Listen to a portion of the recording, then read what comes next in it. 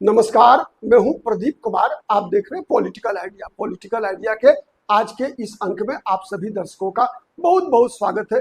मित्रों, राहुल गांधी ने आज से 3-4 महीना पहले की बात है, जब कहा था कि कांग्रेस के अंदर आरएसएस और भारतीय जनता पार्टी के स्लीपर सेल है। मतलब भारतीय जनता पार्टी के एजेंडा को आगे बढ़ाने वाले, भारतीय जनता पार्टी के मददगार और भारतीय जनता पार्टी और आरएसएस के एजेंट है कांग्रेस पार्टी के अंदर। ये राहुल गांधी का बयान था और हम इसे सफाई करने का इसकी सफाई करेंगे। दूसरा बयान भोपाल में था राहुल गांधी का, जब उन्होंने बारात का दूल्हा रेस का घोड़ा, सॉरी बारात का घोड़ा, रेस का घोड़ा और बारात का घोड़ा का 3 कैटेगरी बताई थी और कहा था कि बारात का घोड़ा या लंगड़ा घोड़ा जो है वो कभी भी रेस का घोड़ा नहीं बन सकता। लेकिन कांग्रेस के रेस के घोड़ों में मैं आपको बता रहा हूं कैसे आरएसएस और बीजेपी छिपा हुआ है। पहला चेहरा है रेवंत रेड्डी और दूसरा कर्नाटका के उप मुख्यमंत्री डीके शिव कुमार। कैसे, समझिए एक चीज। सबसे पहले रेवंत रेड्डी की मैं बात करता हूं। तेलंगाना के मुख्यमंत्री है। इनकी प्राथमिक राजनीतिक शिक्षा दीक्षा अखिल भारतीय विद्यार्थी परिषद में, मतलब आरएसएस की गोद में हुई। चूंकि तेलंगाना में जिन दिनों इनकी मूड बनी कि अब ये इलेक्ट्रल पॉलिटिक्स में आएंगे, तो भारतीय जनता पार्टी मजबूत थी नहीं। भारतीय जनता पार्टी की टिकट पर या भारतीय जनता पार्टी के सहयोग से कभी ये विधानसभा और लोकसभा देख पाएंगे, इसकी संभावना कम थी। तो रेवंत रेड्डी ने निर्दलीय का रास्ता चुना, निर्दलीय चुनाव लड़े, एमएलसी बने, फिर हैदराबाद आए। हैदराबाद में इनकी मुलाकात होती है एन चंद्रबाबू नायडू से और ये टीडीपी में शामिल हो जाते हैं। फिर कुछ वर्षों के बाद टीडीपी से इस्तीफा देते हैं वो, और टीडीपी से इस्तीफा देकर कांग्रेस पार्टी में शामिल हो जाते हैं। 2019 का लोकसभा चुनाव कांग्रेस पार्टी के टिकट पे लड़ते हैं। कुछ दिन के बाद कांग्रेस पार्टी इनको प्रदेश अध्यक्ष बना देती है और फिर मुख्यमंत्री बन जाते हैं वो। अब देखिए रेवंत रेड्डी ने कौन कौन सा खेल किया है। सबसे पहला खेल क्या किया कि मार्च में इसी वर्ष पिछड़े वर्गों के लिए जो आरक्षण की सीमा थी उसको 27% से बढ़ाकर 42% कर दिया। इसमें कोई दिक्कत नहीं थी, ठीक है। लेकिन क्या किया कि उसमें उस 42% का 25% मुसलमानों के लिए रिजर्व कर दिया। अब वो विधेयक पहुंचा दिल्ली राष्ट्रपति की संस्तुति के लिए। राष्ट्रपति ने अब तक उस पर कोई कार्रवाई नहीं की, करेंगे भी नहीं, क्योंकि राष्ट्रपति तो कार्रवाई करते हैं मतलब केंद्र सरकार की संस्तुति से। जबकि भारतीय जनता पार्टी का लगातार कहना है कि चूंकि इसमें ये तुष्टीकरण का मामला है, 25% मुसलमानों के लिए आरक्षण की व्यवस्था की गई है, इसको रेवंत रेड्डी हटा ले तो हम इसको, तो ठीक है, लेकिन जब तक मुसलमान इसके अंदर 25% है तब तक इसको हम समर्थन नहीं देंगे। ये भाजपा के स्टैंड है। अब बताइए, चुनावी राजनीति में जब प्रतिद्वंदी कांग्रेस और बीजेपी हो चुकी है, तेलंगाना की राजनीति से बीआरएस का सूर्यास्त हो चुका है, तो बताइए इसको चुनावी फायदा किसका मिलेगा। एक दूसरा, आइए, जगदीप धनखड़ ने जब इस्तीफा दिया उपराष्ट्रपति पद से, उसके बाद जो खेल हुआ, उसके बाद क्या हुआ, उपराष्ट्रपति पद से जगदीप धनखड़ के इस्तीफा देते ही रेवंत रेड्डी ने बीजेपी के नेताओं से, नरेंद्र मोदी से, अमित शाह से एक चालाकी भरा डिमांड किया। कहा क्या कि तेलंगाना के पुराने नेता, पिछड़े वर्गों के नेता, याद रखिएगा, तेलंगाना के नेता और पिछड़े वर्गों के नेता बंडारू दत्तात्रेय को बीजेपी को बनाना चाहिए उपराष्ट्रपति पद का उम्मीदवार, ठीक है। लेकिन बीजेपी ने कोई जवाब नहीं दिया। लेकिन अंत में जब बीजेपी उपराष्ट्रपति का उम्मीदवार ढूंढी तो वो सीपी राधाकृष्णन थे, पिछड़े वर्गों के ही थे, लेकिन वो तेलंगाना के नहीं बल्कि तमिलनाडु के थे, इसलिए कि अगले वर्ष तमिलनाडु में विधानसभा चुनाव होना है। अब जब कांग्रेस पार्टी और महागठबंधन इंडिया अलायंस ने अपना राष्ट्रपति पद का उम्मीदवार दिया तो वो बी सुदर्शन रेड्डी, वो तो पिछड़े वर्ग के नहीं थे। और कहा जाता है कि कांग्रेस आलाकमान को बी सुदर्शन रेड्डी का नाम सुझाने में सबसे बड़ी भूमिका किसकी रही है, बी सुदर्शन रेड्डी की रही है। मतलब बीजेपी को सलाह दे रहे थे कि पिछड़े वर्ग का राष्ट्रपति बनाइए, उपराष्ट्रपति बनाइए, लेकिन खुद जब मौका आया तो पिछड़े वर्गों का नहीं बल्कि एक सामान्य कापू जाति के बी सुदर्शन रेड्डी को उम्मीदवार बनवाया।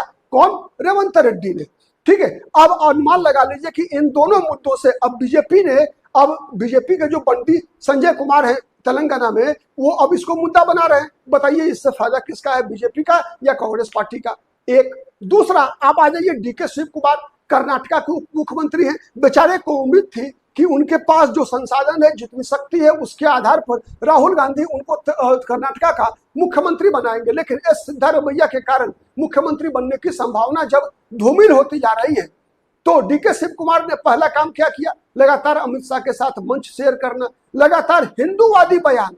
माने जब कभी कोई विवाद की स्थिति बने तो हिंदू बनकर जिस प्रकार का स्टैंड बीजेपी लिया करती है, उसी प्रकार का स्टैंड जो है वो डीके शिव कुमार लेते रहे। अब विगत दिनों देखिए कि एसआईआर के मुद्दे पर जिस प्रकार से वहां माने कर्नाटक में कांग्रेस पार्टी के मंत्री, और वो भी दलित समाज के मंत्री, ठीक है, राजन्ना ने जिस प्रकार से राहुल गांधी की आलोचना की और बाद में राजन्ना को मंत्रिमंडल से बर्खास्त कर दिया गया, मंत्रिमंडल से बर्खास्त कर दिया गया, तो उसका भी एक निगेटिव माहौल बन रहा है कि एक दलित विधायक को इसलिए केवल मंत्रिमंडल से बर्खास्त कर दिया गया कि राहुल गांधी के वोट चोरी वाला आरोप जो है एसआईआर के मुद्दे पर राहुल गांधी को के बारे में कहा राजन्ना ने कि राहुल गांधी झूठ बोल रहे हैं, केवल लोगों को भड़का रहे हैं। ये माने एक तरह से ये बयान जो है ये एकदम केवल स्वीकार करने योग्य नहीं है। ये केवल राजन्ना ने नहीं कहा,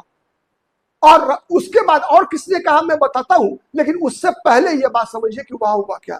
उससे पहले हुआ कि विधानसभा के अंदर डीके शिव कुमार ने आरएसएस की प्रार्थना वहां विधानसभा में की, नमस्ते सदा वत्सले मातृभूमि। अब उस पर भी विवाद हुआ, और कांग्रेस के विधायक ही कई कांग्रेस के विधायक ही डीके शिव कुमार पर यह आरोप लगा रहे हैं कि ये संघ की विचारधारा को बीजेपी को फायदा पहुंचाने के लिए अब कांग्रेस पार्टी की कर्नाटका में कब्र खोद रहे हैं। तो ये, लेकिन उसके लिए खैर डीके शिव कुमार ने माफी भी मांगी, साथ ही कहा कि मैं तो जन्म से कांग्रेसी हूं, आरएसएस के साथ बीजेपी के साथ जाने का सवाल ही नहीं उठता।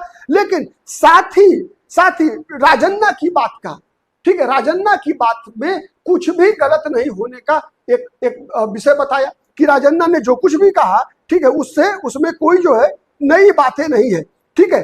उसके बाद कांग्रेस पार्टी के एक और विधायक है सतीश, ठीक है, उन्होंने क्या कहा कि अगर मुख्यमंत्री बनने के लिए मुझे भी संघ गीत गाना पड़े तो मैं संघ कोई देश विरोधी संगठन तो है नहीं, मैं संघ का गीत गाने में क्या दिक्कत है, संघ आरएसएस का गीत गाने में कहीं कोई दिक्कत नहीं है। ये कांग्रेस पार्टी के एक और विधायक, ठीक है, एक और विधायक ने यह बात कही, ठीक है, कि इसमें सतीश जारकीहोली ने कहा कि इसमें संघ का गीत गाने से कोई व्यक्ति कैसे सांप्रदायिक हो सकता है, मैं भी संघ का गीत गाने को तैयार हूं, ठीक है। एक तरह से कटाक्ष भी था, दूसरी तरफ से वो समर्थन भी था इस बात का कि कहीं ना कहीं जिस प्रकार की राजनीति कांग्रेस पार्टी करने का प्रयास कर रही है कर्नाटक में, उसमें सिद्धारमैया से जो नाराजगी है, उस नाराजगी के लिए सिद्धारमैया को नुकसान पहुंचाने के लिए और सिद्धारमैया के बहाने कांग्रेस पार्टी को कमजोर करने के लिए ये जितने भी लोग काम कर रहे हैं, ये सब के सब उसका लाभ किसको मिल रहा है, थोड़ा आप सोचिएगा, ठीक है। दरअसल सवाल बात आरएसएस की नहीं है, बात कांग्रेस की भी नहीं है, बात केवल सत्ता की है। सत्ता के लिए जब कभी भी आज के दौर में, आज वर्तमान परिस्थिति ऐसी है कि जिसमें सत्ता के लिए कोई भी व्यक्ति किसी भी के भी साथ समझौता कर सकता है, ठीक है। अब इसमें देखिए इसी विवाद में कूद पड़े प्रियांक खड़गे कौन है? कांग्रेस पार्टी के जो राष्ट्रीय अध्यक्ष हैं मल्लिकार्जुन खड़गे, उनके पुत्र हैं, ठीक है। और इन्होंने जो कांग्रेस पार्टी के जो जिन मंत्री राजन्ना को निकाला गया है, मंत्रिमंडल से बर्खास्त कर दिया गया है, ठीक है, वो खुलकर जो है अब वो बैटिंग कर रहे हैं। अमित शाह आने वाले हैं और अमित शाह के साथ जो है मंच भी शेयर करने वाले हैं। मतलब ये जितने भी बयानबाजियां हुई, अब उसका फायदा देखिए कि किस प्रकार से आरएसएस और भारतीय जनता पार्टी वहां पर फायदा उठाने का प्रयास कर रही है। साथ ही एक और कांग्रेस के विधायक रंगनाथ, ठीक है, जो कर्नाटक के ही जो है एचडी रंगनाथ, ठीक है, ये भी इन्होंने भी मैंने संघ के गीत गाने की मतलब कहा कि नहीं, मैं भी गाता हूं, मैं भी गाऊंगा और जब मौका मिलेगा तब गाऊंगा, इसमें कोई गलत नहीं है, कोई बुराई भी नहीं है, ठीक है। अब देखिए मतलब होता क्या है ना कि कभी भी जब एक ट्रेंड सेट करता है कोई बड़ा राजनेता, ठीक है, तो कहावत है कि क्रिएट करने के लिए, निर्माण करने के लिए कई लोगों की आवश्यकता होती है, बर्बाद करने के लिए एक ही उल्लू काफी होता है, ठीक है, बर्बादे गुलिस्तान, ठीक है। तो वही स्थिति हो गई है कर्नाटक में भी। तो इस प्रकार से हम देखते हैं तेलंगाना हो चाहे कर्नाटक हो, दोनों जगह आरएसएस के स्लीपर सेल ने कांग्रेस पार्टी को किस प्रकार से नुकसान पहुंचाने का पूरी तैयारी कर ली। और उससे बड़ी बात क्या है मैं बताऊं, बिहार में इन दिनों राहुल गांधी का वोटर अधिकार यात्रा चल रहा है। ये दोनों नेता बारी बारी से राहुल गांधी के जो वोटर अधिकार यात्रा है उसमें राहुल गांधी के बगल में खड़े होकर राहुल गांधी के साथ यात्रा को समर्थन देने पहुंचे हैं। है ना अजब बात। ठीक, अब इससे बेहतर उदाहरण क्या हो सकता है। आज के लिए इतना ही, बहुत बहुत धन्यवाद, नमस्कार, जय हिंद, जय भारत।